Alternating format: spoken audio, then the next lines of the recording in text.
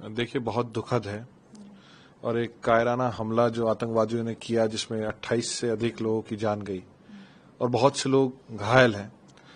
सबसे पहले हमारी संवेदनाएं हैं उन सभी परिवारजनों के साथ जिन्होंने अपने साथियों को, अपने परिवारजनों को खोया है, और जो लोग घायल हैं वो जल्द से जल्द स्वस्थ होकर हम लोगों के बीच आए, ऐसी कामना हम परमपिता परमेश्वर से प्रार्थना से करते हैं।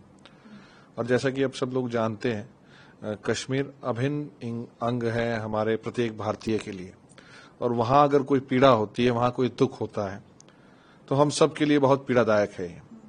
ये केवल कश्मीर और पहलगांव की घटना नहीं है, ये एक हर भारतीय के ऊपर हुआ आतंकवादी हमले के रूप में महसूस कर रहा है। सबकी संवेदनाएं पीड़ित परिवारों के साथ है, और सरकार की तमाम एजेंसियां और भारत की बहादुर फौज का हम सब विश्वास करते हैं कि चुन चुन के आतंकियों की पहचान करके उनके अंजाम तक पहुंचाने का काम हमारी निडर फौज करेगी। प्रधानमंत्री ने भी आज मन की बात कार्यक्रम में दुख और अपना जो तकलीफ है वो व्यक्त की और कहा कि पूरे इस घटना के बाद देश के हर एक इंसान का खून खौल रहा है और हर एक इसका जवाब लिया जाएगा। पीड़ित परिवार को भरोसा दिया कि इंसाफ मिलेगा, न्याय मिलेगा, कठोर से कठोर सजा दी जाएगी। कैसे देखते हैं? हर भारतीय का विश्वास आदरणीय नरेंद्र मोदी जी में है, प्रधानमंत्री जी में है, और हम सब जानते हैं कि हमारे प्रधानमंत्री जी जहां संवेदनाओं के साथ प्रत्येक भारतीय को एक परिवार के मुखिया का एहसास कराते हैं, वहीं पीड़ा के समय में, दुख के समय में मजबूती के साथ साथ खड़े रहने का आश्वासन देते हैं। हमें पूरा विश्वास है प्रधानमंत्री जी के साथ देश की प्रत्येक पार्टी और प्रत्येक नागरिक हैं, और हमें पूरा विश्वास है कि आने वाले समय में जिन जालिमों ने ये काम किया है उनके अंजाम तक पहुंचा के कड़ी से कड़ी उनको जो है सजा देने का काम आदरणीय प्रधानमंत्री के नेतृत्व में भारत की एजेंसियां करेंगी। सर, यूपी के मुख्यमंत्री योगी आदित्यनाथ ने भी कड़ा संदेश दिया कि भारत एक ऐसी संस्कृति है कि पहले वो किसी को छेड़ती नहीं है और कोई छेड़ता है तो उसे छोड़ते नहीं है, और जिस तरीके से सबके कल्याण के लिए काम करने वाली है, तो क्या कहेंगे? सत्य है, भारत हमेशा शांति और विश्व शांति के लिए हमेशा साथ दिया है, पर उस शांति के बीच में कुछ लोगों को पसंद नहीं आती हैं बातें, तो उन लोगों को सख्त संदेश जाए और किस रूप से कि उनके आतंकी मंसूबे पूरे ना हो, इसके लिए प्रत्येक भारतीयों के साथ साथ मुख्यमंत्री जी भी प्रतिबद्ध हैं, और हमें पूरा विश्वास है, जैसे मैंने पहले कहा, तमाम हमारी फौज पे, हमारी काबिल फौज, हमारी बहादुर फौज, वो किसी भी कीमत पर किसी भी भारतीय के ऊपर संकट नहीं आने देंगे।